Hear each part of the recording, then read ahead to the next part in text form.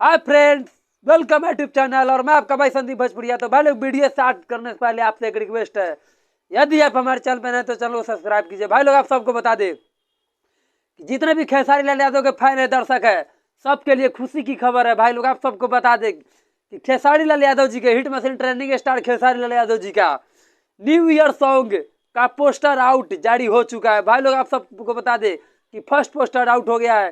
भाई लोग आप सबको बता दें कि ताजा मुर्गा, भाई लोग खेसारी यादव जी ने हर साल एक गाना स्पेशल करते हैं न्यू ईयर सॉन्ग पर। तो